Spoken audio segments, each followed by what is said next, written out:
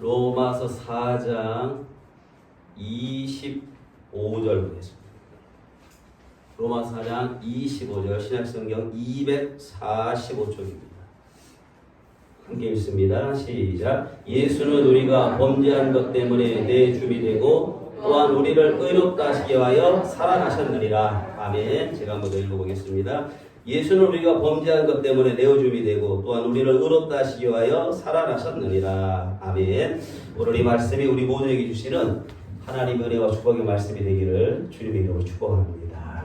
옆에 계신 한번 쳐다보시고 눈만 보셔요. 그리고 사랑의 표현을 담아서 한번 인사 한번 하시면 좋을 것 같습니다. 여러분 신문과 TV에 이렇게 방송에 범죄자들의 모습을 보면 체포되어서 이제 수갑을 차는데요. 이 수갑도 요즘에는 인권 보호를 위해서 이렇게 수건으로 감습니다. 그리고 얼굴을 드러내지 않습니다. 아주 흉악범일 때는 야 그래도 얼굴을 봐야 될 상황이 되면 이제 방송에서 얼굴을 살짝 보여줍니다. 그러나 거의 대부분 얼굴을 안 보여줍니다. 그리고 마스크 쓰고 모자 푹 눌러 쓰고 이렇게 검찰이나 경찰에 출동합니다. 이유는 왜 그럴까요? 간단하죠? 부끄럽기 때문에 그렇습니다. 자기 얼굴을 세상에 드러내기가 부끄럽기 때문이고 또 그 얼굴이 세상에 나와서 그 다음에 그 사람이 세상에서 살아가기가 너무나 어렵기 때문에 인권을 보호하기 위해서 얼굴을 가려준다는 것입니다. 여러분 모든 사람들이 죄를 지면 누구나 다 부끄러워합니다. 죄를 짓고 떳떳하게 얼굴을 내밀고 다니는 사람은 거의 없습니다. 죄라는 것이 너무 유혹이 크기 때문에 순간적으로 우리가 넘어져서 죄를 짓기도 하지만 죄를 짓고 난 이후에는 지난주에 말씀드린 것처럼 자, 믿음에 이제 세 단계가 있다. 아브라함에 대한 이야기를 할 때에 첫 번째 무슨 믿음이에요? 칭의의 믿음이 있다. 그리고 두 번째로는 성화의 믿음이 있고 세 번째로는 변화, 행동의 믿음이 있다. 그랬습니다. 그래서 세 번째 믿음까지 가면 우리 크리스찬은 죄를 짓고 나면 견딜 수가 없는 거예요. 여러분 우리가 가장 힘든 게 뭐예요? 우리가 연약하고 또 부족해서 죄를 질 수 있잖아요. 그런데 그 죄를 짓고 났을 때 우리 안에 그 죄에 대한 죄책감. 야, 내가 왜 그랬을까? 내가 왜 넘어졌을까? 내가 왜 또 이런 죄를 저질렀을까? 이런 것들이 우리 안에 굉장히 양심적으로 작동을 한다는 것입니다. 그러니까 모든 사람들은 죄를 짓고 나면 하나님이 주시는 양심이라는 것이 있기 때문에 떳떳하지 않는다는 거죠. 물론 어떤 경우에는 죄를 짓고도 아주 떳떳하게 얼굴을 드러내고 막 이런 경우도 있습니다. 그러나 대부분 우리는 죄 가운데 있으면 떳떳하지 않습니다. 아이들도 집에서 엄마 아버지에게 실수하고 나면 가장 먼저 뭘 마주치지 못합니까?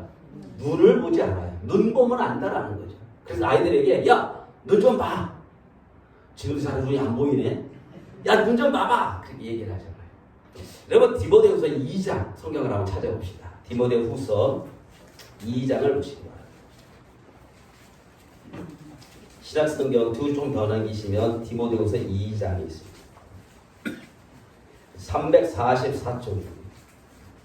344쪽에 디모데후서 2장 20절, 21절 찾으셨나요? 같이 읽습니다. 시작. 큰 집에는 금그릇과 은그릇뿐 아니라 나무그릇과 질그릇도 있어 귀하게 쓰는 것도 있고 천하게 쓰는 것도 있나니 그러므로 누구든지 이런 것에서 자기를 깨끗하게 하며 귀에 쓰는 그릇이 되어 거룩하고 주인의 쓰심이 합당하며 모든 선한 일에 준비됨이 되리라. 아멘. 자, 저를 보세요. 자, 큰 집에는 그릇이 4개가 있다는 거예요. 하나는 금그릇도 있고 은그릇도 있고 나무그릇도 있고 질그릇도 있다는 거죠. 자, 이 4개 그릇이 있는데 사람들은 어떤 그릇이 귀한 그릇이라고 생각하느냐? 세상의 가치 기준, 사람의 가치 기준으로 보면 금그릇과 은그릇은 귀한 것이고 나무그릇과 질그릇은 천한 것이에요. 많은 사람들은 예를 들어 옷을 하나 사면 이렇게 물어보잖아. 야, 뭐 얼마짜리니? 메이커가 어디야?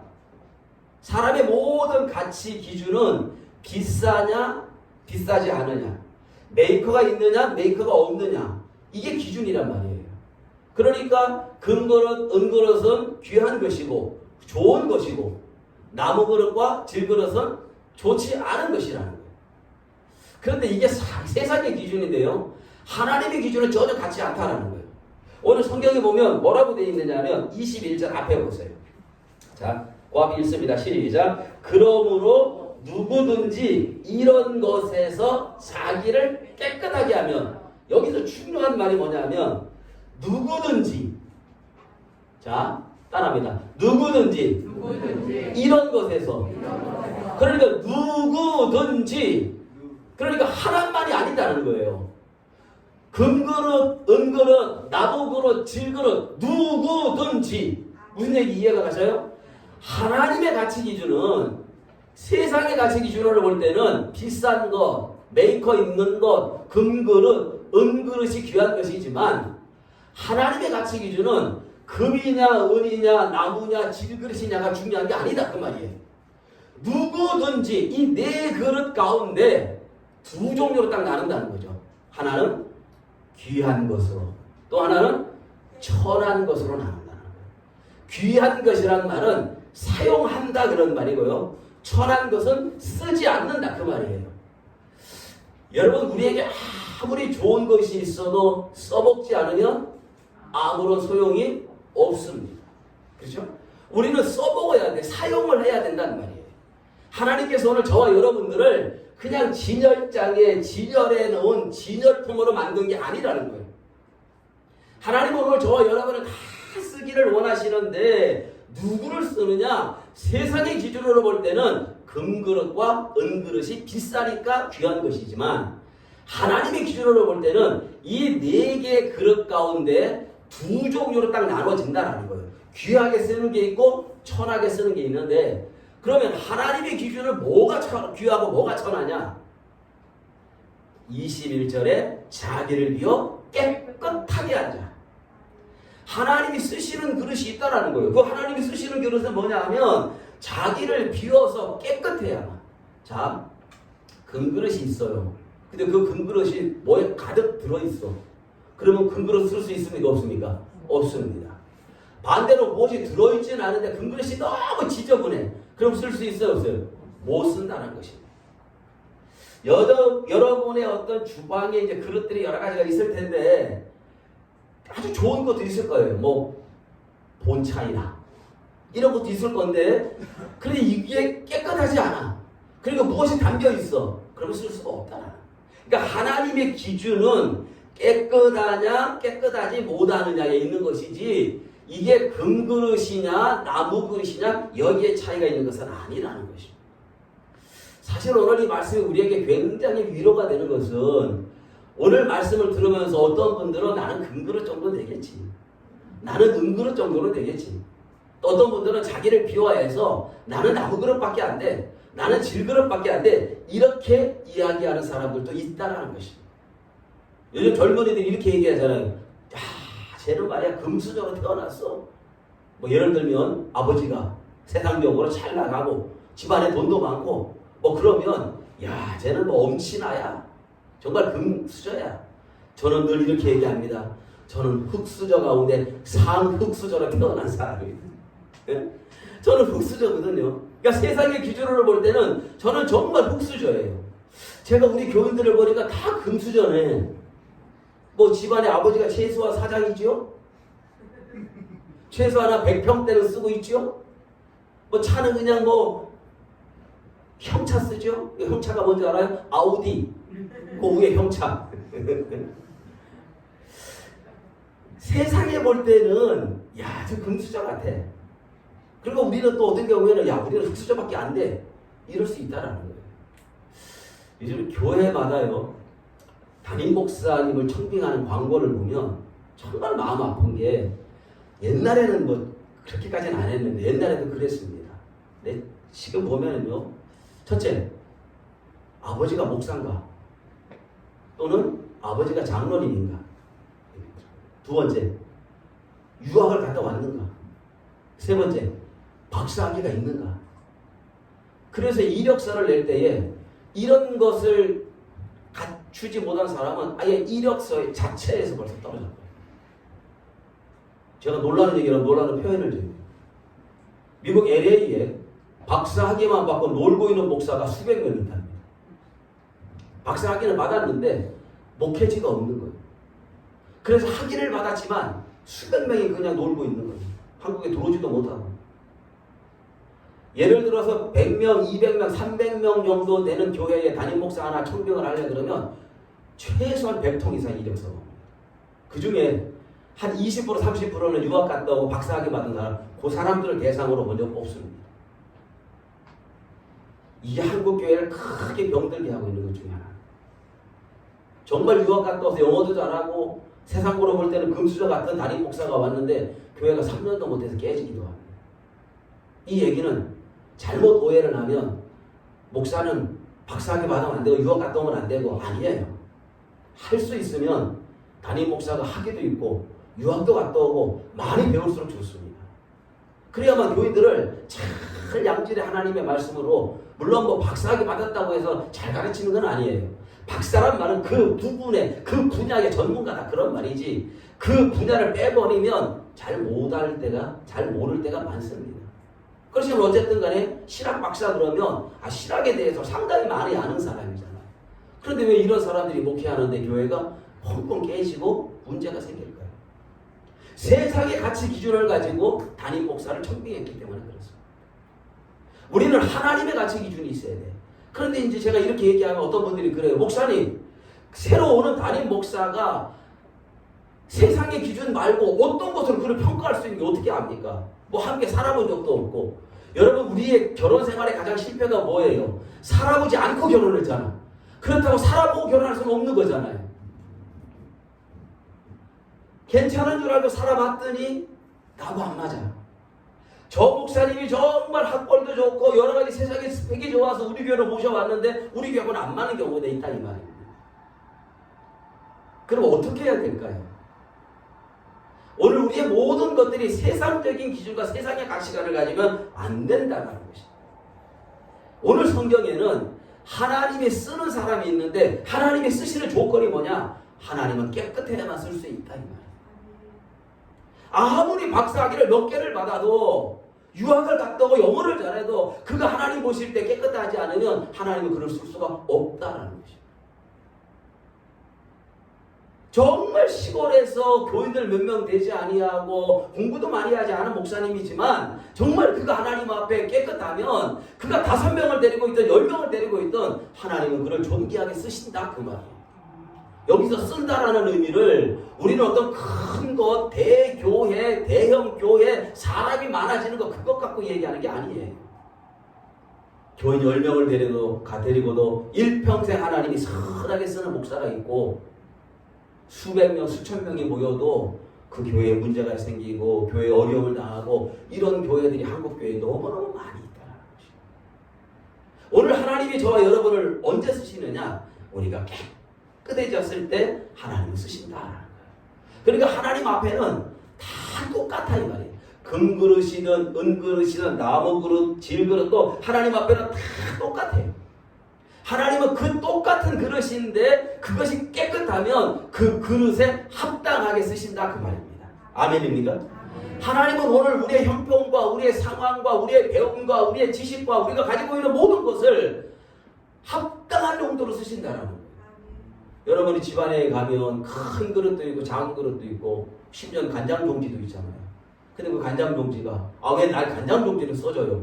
얼마나 웃깁니까? 간장 종지는 간장 종지 용도로 만들어진 거잖아요. 그러니까 간장 종기가 거기다 간장을 담아서 사람들에게 기쁨을 줄 수 있다 그러면 그건 그것으로 다 한 거다 그 말이에요. 왜 나는 간장 종기밖에 안 되느냐? 세상에는 착각하는 경우가 너무 많아요. 자기는 간장 종기밖에 안 되는데 자기는 큰 대접과 같이 생각하는 사람이 있습니다. 어떤 사람은 하나님이 대접과 같이 쓰기를 원하시는데 간장 종기처럼 쓰는 사람이 있어요. 그런데 경우에 합당한 것은 아로새긴 은쟁반의 금사과와 같다라는 것처럼 우리는 모든 것에 합당하게 쓰임 받아야 된다. 하나님이 교회 안에도 우리는 크게 쓰임 받을 수도 있고 좀 적게 쓰임 받을 수도 있습니다. 내 믿음이 연약하고 내 믿음이 약할 때는 내가 그 정도밖에 쓰임 받을 수가 없을 때도 있다 이 말입니다. 그러나 내 믿음이 성장되면서 하나님이 나를 더 크게 쓰기를 원하실 때에 주님 사용하여 주시옵소서. 따라합시다. 주님 나를 사용하여 주옵소서. 하나님이 나를 쓰시기를 원하실 때에 하나님 앞에 합당한 그릇으로 쓰임 받으시는 오늘 저와 여러분 다 되시기를 주님의 이름으로 축복합니다. 여러분 행복합니까? 요즘에 행복하냐고 물어보면 돌 맞을 것 같아요. 여러분 행복하시지 않잖아요. 그죠? 그런데 이런 가운데서도 언제 우리가 행복하냐?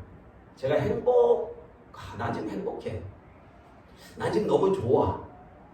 언제 그런가 봤더니 만족하면 행복합니다. 맞죠? 아닌가 봐. 내가 언제 행복하냐? 내가 만족하면 행복합니다. 그래서 행복하다라는 말은 내가 만족하다 그 말이에요. 내가 만족하면 나는 행복합니다. 그렇죠? 자, 여러분 식당에 가서 정말 만족하게 음식을 잘 먹고 나면 뭐라 그럽니까? 행복하다고. 잘 먹었다고. 만족하다고. 그렇게 얘기를 하잖아요. 저는 지난주에 우리 교회 왔던 우리 김정태 부의원이 목사님 식사 대접을 한번 하겠습니다. 그 짜장면집 잘하는 선악동이 있대. 그래서 12시에 이제 만나기로 했어요. 11시 반에 전화가 왔어요. 오늘 휴일이랍니다. 그래서 어차피 밥 먹기로 한 거니까 제가 10분 안에 다시 찾아서 연락을 하겠습니다. 그리고 10분에 연락이 왔어요.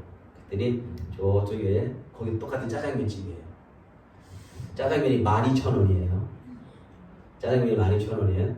근데 탕수육도 주고 뭐 이렇게 몇 개를 줘요. 그래서 이제 너무 맛있어요. 난 짜장면 내 근래 짜장면 먹어본 중에 그렇게 맛있는 것도 처음 먹었네요. 그래서 3일 후에 우리 교회 또 목사님 손님이 왔어요. 근데 어디를 갈까? 근데 그분들이 다 너무 이렇게 맛있는 것도 처음 먹었대요. 행복한 거야. 그리고 그분들이 너무 행복해 하는 거야. 너무 행복해. 만족하는 게 행복한 거예요.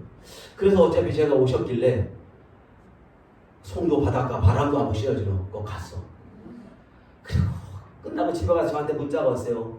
오늘 너무너무 행복했다. 목사님 너무 행복했다. 나 행복을 준 일이 없거든. 근데 왜 행복해요? 자기들이 만족한 거야. 일단 배불러 만족하고 눈으로 보는 게 만족하고. 그래서 만족하면 행복합니다. 그럼 반대로 나는 요즘에 행복하지 않는데요? 이유가 뭘까요? 불만족하면 행복하지 않습니다. 만족하지 못하는데 어떻게 우리가 행복할 수 있습니까? 내가 하는 일에 대해서 내가 지금 만족하지 않아. 그러면 절대로 우리는 행복할 수가 없습니다. 저는 개인적으로 언제 가장 행복하고 만족하냐면 신임 받을 때요. 여러분 대통령 앞에서 신임장을 주잖아요. 그 신임장을 줄 때 그 사람들의 기분이 어떨까요? 여러분 신임장 한번 받아보셨어요?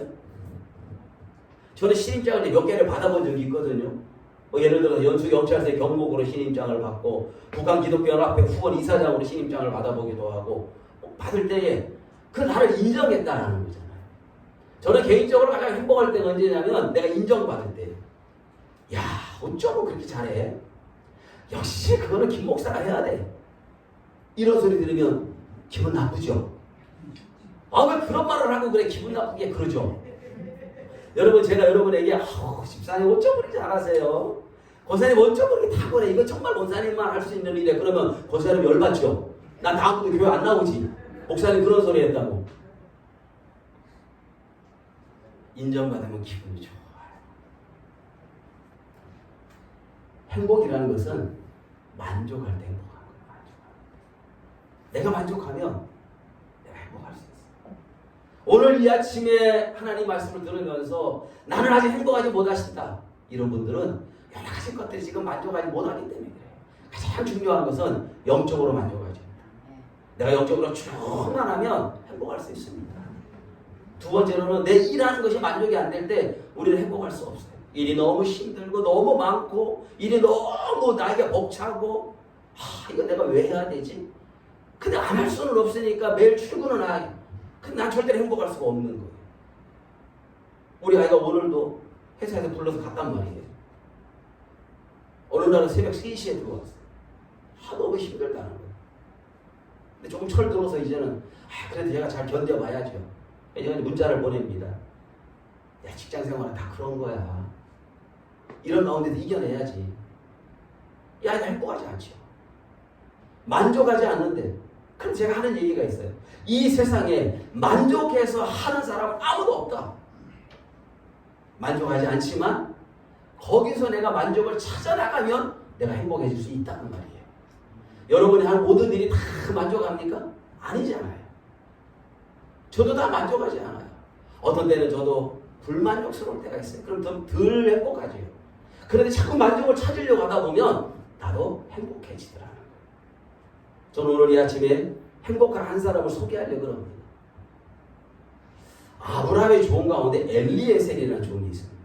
이 엘리에셀이요, 아브라함에게 얼마나 신임을 받았느냐 하면 아브라함이 이삭을 낳기 전에 나이는 점점 먹어가고 아브라함의 집안의 계보를 이어가야 되는데 자식이 없잖아요.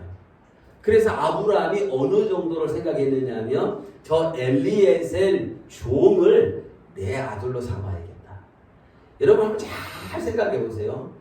당시의 종은 뭐라고 제가 얘기했어요? 물건이에요. 노예 취급을 받았단 말이에요. 그런데 이 종을 아브라함의 자식으로 아들로 지금으로 얘기하면 호적에다 올리려고 그랬단 말이에요. 왜? 그때까지 자식이 없으니까 대가 끊어질 것 같아서. 그 정도로 엘리에셀이 신임을 받습니다. 그런데 아브라함이 나이가 많아서 하나님께서 아들 이삭을 줍니다. 그리고 이제 이 아들이 아브라함 아들 이삭이 성장이 될 거 아니에요. 그러면 이 아들에게 며느리 그 부인 아브라함의 며느리감을 얻어야 되는데 아브라함은 하나님에 대한 신앙이 있어서 지금 내가 고향을 떠나 이 이방 땅에서 내 며느리를 구하지 않겠다. 내 고향 땅에 가서 며느리를 구해야 되는데 이미 아브라함은 나이가 많아. 자기 며느리감을 구해오는데 누구를 보낼까? 아브라함에게 누가 떠올랐을까요? 엘리에셀. 아들로 입정을 시킬 정도의 힘을 얻었단 말이에요. 그래서 엘리에셀을 부릅니다. 그리고 허벅지 밑에다 손을 넣게 하고 맹세를 시키고 얘야 네가 내 고향 땅에 가서 내 아들의 부인된 내 며느리감을 구해와라. 그러나 아들 이삭을 데려가는 것이 아니라 네 혼자 가라. 여러분 엘리에셀 되게 기분 나빴겠죠. 요즘 애들이 그런데요. 장로님 오랜만에 이름 한번 불러볼게. 누가 안 불러줘 이름을. 학교에서 선생님이 현구야. 장로 옛날에 어떻게 했어요? 그렇게 부르면 예! 너무 좋잖아. 60명 가운데 누굴 불렀어? 현구를. 야, 야, 현구야 교무실 가서 추석을 갖고 올래? 아, 예 선생님. 개발에 땀나듯이 뛰어가. 현구발에 땀나듯이. 됐어. 여기 있습니다. 요즘 애들은 그런다는 거예요. 현구야, 아 왜요? 사무실 가서 추석을 갖고 올래? 아 왜 내가 가요? 엘리에셀이 아브라함이 심부름 시키니까 아 왜 이거 나 시켜요? 그래도 그 먼 길을 아니요. 엘리에셀 만족했다. 지금 우리 주인의 아들의 며느리, 그러니까 아브라함의 며느리감을 얻는데 지금 누구를 보낸 거예요? 내가 데리고 오는 여자가 이 집안에 지금 안주인이 되는 거예요. 엘리에셀은 얼마나 행복했겠어요. 엘리에셀은 얼마나 행복했겠어요. 여러분 이렇게 인정받는 거 이게 행복이다 그 말이에요. 신임을 얻는 거 이게 행복이다 이 말이에요. 만족해야만 내가 행복할 수 있어요. 요즘 행복하십니까? 행복하지 않죠. 코로나도 있고 여러 가지 상황이 우리를 좋지 않게 합니다. 그러나 우리는 얼마든지 행복할 수 있습니다. 영적으로 만족하시고 말씀의 만족이 이루어지시고 하나님 나와 함께 하심을 믿을 때 우리 모두가 행복한 인생 되기를 주의 이름으로 축복합니다. 그러니까 행복은 멀리 있는 게 아니에요. 엘리에셀이 가장 행복할 수 있었던 이유는 그 수많은 종들 가운데 지금 누가 부름받았다? 엘리에셀은 먼 길을 떠났지만 그는 행복할 수 있었다는 것입니다. 사랑하는 여러분, 우리가 행복과 불행은 금이냐 은이냐가 아니라 나무 그릇이냐 질 그릇이냐가 아니라 하나님 앞에 쓰임 받느냐 쓰임 받지 못하는 자에 있다는 것입니다. 하나님 앞에 쓰임받지 못하면 금그릇, 은그릇일지라도 그런 불행한 것이고, 하나님께 쓰임받는다면 나무그릇과 질그릇 같을지라도 행복한 줄 믿으시기를 주님의 이름으로 축원합니다. 그래서 우리는 하나님 앞에 깨끗한 그릇이 되어서 하나님 앞에 존귀하게 쓰임받는 삶을 살아야 된다는 것입니다. 그래서 하나님께 쓰임받는 기준이 뭐냐? 깨끗함이다. 따라합니다. 하나님께 쓰임받는 기준은 깨끗함에 있다. 어디에 있다고요? 깨끗함에 있습니다. 더러운 그릇은 하나님의 은혜를 담을 수가 없습니다. 그리고 하나님의 은혜가 담겨질 수가 없습니다. 담그려고 해도 담을 수가 없어요. 왜냐하면 이 더러운 그릇에 하나님의 은혜가 임할 때는 우리에게 아픔이 있어요. 사람들은 그 아픔을 견디지를 못하는 거예요. 담배 끊으려고 그러면 아픔이 있습니까? 없습니까? 지금 대답을 하면 전과자가 될 수 있습니다. 담배를 끊으려고 그러면 나는 안 피워봤기 때문에 얘기할 수 있어요. 나만 얘기할게요. 사람들이 그럽디다. 담배 끊으려고 그러면 너무너무 고통스럽다. 술 끊으려고 그러면 너무 고통스럽다. 어떤 분은 담배를 끊으면 살이 찐다 그래요. 그래서 담배를 피우는 것과 담배를 끊고 살찌는 것과 어떤 게 더 나쁘냐 이런 것도 있습니다. 그래서 그 사람은 살찌기 때문에 담배를 못 끊는다는 거예요. 우리는 안 해봤으니까 모르겠죠. 어쨌든 담배를 끊고 술을 끊고 내게 좋지 않은 것이 끊어지려고 할 때는 아픔이 있어요, 없어요? 바로 이제 못하네 아예. 아픔이 분명히 있다는 말이에요. 그러니까 그 아픔 때문에 사람들은 하려고 하지 않는다는 거예요. 그러면 문제는 뭐냐 하면 그것 때문에 그 사람은 늘 불행하게 살아갈 수밖에 없다는 것입니다. 그걸로 인하여 어떤 결과가 다 이루어졌을 때 저는 가끔 어제 그저께도 보니까 61살 된 아주머니인데 요즘에는 이 성적인 말은 정말 잘해야 됩니다. 조금만 잘못하면 그냥 문제가 되기 때문에요. 그런데 표현할 방법이 없으니까 그냥 그대로 하겠습니다.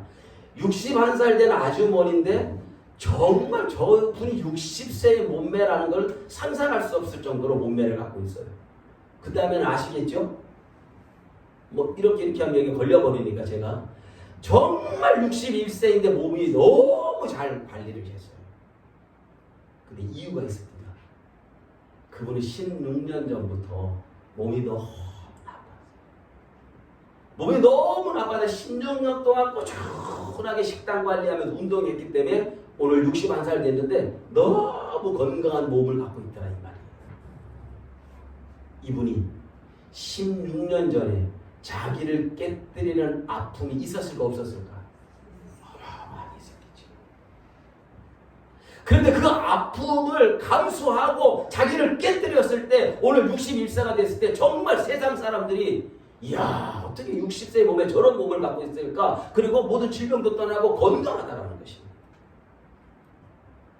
여러분 그렇지 않으면 우리는 늘 불행할 수밖에 없습니다. 모든 불행의 원인은 하나밖에 없습니다. 그것은 바로 죄라는 거예요. 하나님께 쓰임받지 못하는 것도 하나밖에 없습니다. 그것은 바로 죄라는 거예요. 그러면 우리가 하나님 앞에 쓰임받는 비결이 뭐냐? 깨끗해지면 돼요. 깨끗해지면 되는데 우리 스스로는 깨끗해질 수 있다 없다? 이게 문제라는 거예요. 그런데 우리가 깨끗해지는 방법이 너무 성경을 쉽게 말하고 있습니다. 따라합니다. 예수님 앞에 나오기만 하면 된다. 여러분 우리가 깨끗해지는 길은 하나밖에 없는데 깨끗이 씻는 길은 오직 예수 그리스도 앞에 나와서 그분만 믿기만 하면 우리의 모든 죄가 깨끗해지는 줄 믿으시기를 주의 이름으로 축복합니다. 따라합니다. 주님 안에 크게 합니다. 주님 안에 용서가 있고 회복이 있고 치유가 있습니다. 주님 안에 용서가 있고 회복이 있고 치유가 있다라는 거예요. 주님 안에. 서울에 우리 통합교단이 치유하는 교회라는 이름 자체를 바꿨습니다. 치유하는 교회. 그 교회 본래 교회는 화곡동에 있을 때 화곡동 교회였습니다. 그때도 교회가 꽤 컸습니다. 담임 목사님 은퇴하시면서 교회가 완전하게 싸움으로 점철해가지고 수천 명 교인들이 다 떨어져 나갔어요. 그리고 새로운 목사님이 부임하십니다. 계속 교회는 싸움을 하는 거예요. 그래서 목사님이 매주마다 설교마다 치유와 회복과 은혜에 대한 말씀을 하면서 하나하나 교회를 바꿔가기 시작합니다. 지금은 화곡동 교회가 전성기 때보다 훨씬 더 교회들이 많이 모이고 전국에서 정말 은혜로운 교회가 되어서 이름 자체를 뭘로 바꿨다? 치유하는 교회. 예수님은 저와 여러분을 치유하기를 원하십니다. 지금 불행하다고 생각하시는 여러분, 주님 앞에 나오시면 됩니다. 혹시 내가 죄로 인하여서 난 주님 앞에 서기가 좀 불편하신 분들은 예수님 앞에 나오시면 됩니다. 예수님 앞에는 용서가 있고 예수님 안에는 치유가 있고 예수님 안에는 회복이 있습니다. 주님, 나를 불쌍히 여겨 주시옵소서. 그래서 뭐라 그랬어요? 지난번에 키리에 엘레이손, 주님 나를 불쌍히 여겨 주옵소서. 주님 앞에 나올 때마다 키리에 엘레이손, 키리에 엘레이손, 주님 나를 불쌍히 여겨 주시옵소서. 오늘 본문 돌아보시기 바랍니다. 로마 4장 25절. 그 한마디로 예수님 우리에게 말씀하고 있습니다. 로마 4장 25절 읽습니다. 시작. 예수는 우리가 범죄한 것 때문에 내어줌이 되고 또한 우리를 의롭다 하시기 위하여 살아나셨느니라. 아멘. 이 말은 뭐냐? 예수님께서 우리의 죄로 인하여 십자가에 못 박히셨고 그 예수 그리스도가 부활하심을 통하여 우리가 의롭다 하심을 얻었다. 이게 25절 말씀입니다. 그래서 예수는 우리가 범죄한 것 때문에 내어줌이 되고 예수님은 우리의 죄를 위하여 십자가에 죽으셨고 우리를 의롭다 하시기 위해 예수님은 살아나셨다. 예수님 부활하신 이유가 뭐라고요? 우리를 의롭다 하시기 위해서. 그러니까 예수 그리스도 안에 있는 우리는 이미 다 용서받은 사람이고 이미 다 깨끗한 사람이고 이미 우리는 깨끗한 그릇인 줄 믿으시길 축원합니다. 이제는 주님 앞에 쓰임받기만 하면 되는 거예요. 왜? 내가 깨끗한 그릇이 됐잖아요. 주님은 깨끗한 그릇을 사용하신다는 거예요. 아직도 난 나무 그릇이요 질그릇이라는 자기 비하에 빠져 있으신 여러분이 만약 있다 그러면 주님 앞으로 나오시기 바랍니다. 그리고 이미 주님은 여러분을 깨끗하게 하셨어요. 쓰기에 합당한 그릇으로 오늘 저와 여러분을 만드신 줄로 믿으시기를 주님의 이름으로 축복합니다. 그래서 여러분 남은 인생을 하나님께 쓰임받고 사셔야 돼요. 연세가 드셨어도 늘 하나님께 기도하셔야 돼요. 하나님 나를 사용하여 주옵소서. 하나님 나를 써주시옵소서. 이 시대 가운데 하나님 내가 쓰임받기를 원합니다. 여러분 인생의 후반전 돈을 버는 목적도 여러분이 삶을 살아가는 목적도 어제도 제가 병원에 의사를 만나서 의사와 이런저런 이야기를 하는 가운데 그분이 그래요. 목사님 하나님이 저를 의사로 만드시고 나는 정말 의사 될 만한 사람이 아니었습니다. 나는 의사고시를 패스할 만큼 실력도 없었고 내가 아무리 생각해봐도 나는 의사가 될 사람이 아니었는데 어느 날 내가 의사가 되고 의사의 세계를 보니까 야 괜찮더라는 거예요. 그래서 유혹이 밀려오기 시작하더래요. 내가 의사로 돈 많이 벌어서 내가 장로 돼서 교회 와서 봉사 열심히 하고 헌금 많이 하면 되겠지. 근데 하나님은 계속 자기에게 사인을 주셨다는 거예요. 근데 그 사인을 줄 때마다 자기를 무시했대요. 하나님 지금은 아닙니다. 지금은 내가 너무 잘 나가고 있는데요. 지금은 내가 의사로 승승장구하고 있는데요. 어느 날 하나님께서 그를 완전히 쳐버려서 지금은 완전한 밑바닥의 의사가 되어버렸어요. 회복하기가 너무 어렵게 됐어요. 제가 그분하고 이야기하는 가운데 하나님께서 다시 이분을 회복시킬 것 같다. 왜? 자기를 볼 수 있다는 거예요. 저는 어저께 TV를 보다가 서민갑부라는 잘 안 보는데요. 서민갑부를 보는데 저도 모르게 빨려 들어갔어요. 왜냐하면 제가 빵을 너무 좋아하는데 빵 공장 사장이 나온 거야. 그래서 야 빵이 너무 좋아하는데 빵을 서민갑부 빵으로만 1년에 수십억을 올려요. 춘천이더라고. 그래서 제가 캡처해갖고 우리 양거인 아들한테 보냈어. 아들아 반드시 춘천 가서 빵을 사 먹어봐라. 그러나 가면 1시간 이상은 기다릴 거야. 그리고 다음에 휴가 올 때는 1시간 기다렸다가 빵을 사갖고 전국의 택배 물량 7월 14일 날, 어제는 재방송이었고요. 7월 14일 날 방송 나간 다음에 홈페이지에 이렇게 떴습니다. 소로로 만들기 때문에 찍어낼 수 없어서 지금 택배를 주문해도 2주가 걸립니다. 대단히 죄송합니다. 어느 정도인지 알겠죠? 그런데 너무 제가 보다가 춘천에 가면 김성로라는 목사님이 계셔요. 춘천 한마음교회. 그분 교회 교인이더라. 그분은 주관하는 게 한마디밖에 없어요. 예수 부활이면 모든 거 끝난다. 아멘? 부활 신앙만 가지면 모든 게 끝이라는 거예요. 그래서 가게에다 부활. 아하, 거기 교인이구나. 이분이 빵을 성공한 비결이 있습니다. 아들이 군대를 갔는데 갑자기 전화가 왔어. 군대에서 아들이 쓰러졌다고. 갔더니 암이 돼버린 거야. 내 아들이 빵을 너무 좋아해. 이 아들에게 빵을 먹여야 되는데 일반 빵을 먹을 수가 없는 거야. 내가 우리 아들이 마음껏 먹을 수 있는 빵을 만들어야겠다고 시작했으니까 그 빵은 누가 먹어도 2살짜리가 먹어도 아무 탈이 없어. 나랑 같이 갈 사람 동호회 하나 만들어 볼까? 빵 동호회. 그러니까 성공 안 하겠어요. 어떤 빵을 누가 먹든지 2살부터 80살까지 드셔도 그 빵은 아무 문제가 생기지 않아. 왜? 내 병든 아들을 먹이기 위한 빵이니까. 그게 성공이야. 그래서 빵을 골라가지고 빵이 살짝만 찌그러지면 그 빵을 빵값을 안 받고 그냥 줘요. 그러니까 사람들이 미안스러워서 다음에 또 와. 예수 안에 있는 사람은 그러면 그분 얘기가 뭐냐면 난 눈앞에 있는 이익을 원하지 않는다는 거예요. 왜 그런 빵집이 춘천에 있을까? 인천에 있어야 가까운 데가 있어야지 어떻게 가보지? 이거 진짜 아들 면회 갈 때나 한번 가볼까? 여러분 예수가 여러분 속에 들어가면 그런 분처럼 될 줄로 믿습니다. 예수의 복음이 들어가면 빵을 만들어도 사업을 해도 직장생활하고 일을 해도 예수 복음이 그 속에 들어가면 크리스찬다운 삶이 이루어진다 이 말입니다. 그분이 여기서 52세밖에 안 됐는데요.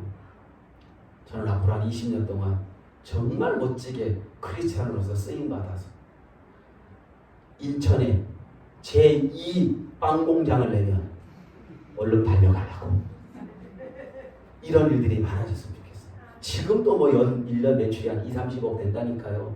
빵 팔아가지고 어마어마한 일이잖아요. 빵 팔아가지고 예수 복음이면 모든 것 끝납니다. 예수님이 바로 저와 여러분을 그렇게 쓰시기 위해서 십자가에 죽으셨고 우리의 모든 죄를 깨끗하게 하셨고 그리고 다시 부활하심으로 우리를 의롭게 하셨다. 주님 앞에 존귀하게 쓰임받는 우리 모두 되시기를 주님으로 축원합니다. 살아계신 아버지 하나님 감사합니다. 하나님 앞에 쓰임받기를 원합니다. 금그릇과 은그릇은 아닐지라도 나무그릇과 질그릇 같을지라도 주님 우리를 사용하여 주시옵소서. 오늘 이 시대 가운데 하나님 앞에 온전하게 쓰임받아 하나님께 영광되는 삶을 살아가게 도와주시고 예수 그리스도가 십자가에 죽으심으로 우리의 모든 죄가 깨끗해졌고 그분이 다시 살아나심으로 우리를 의롭다고 여겨주셨던 이 부활의 믿음을 갖고 살아가는 저희들 되게 하여 주시옵소서. 예수님의 이름으로 기도합니다. 아멘.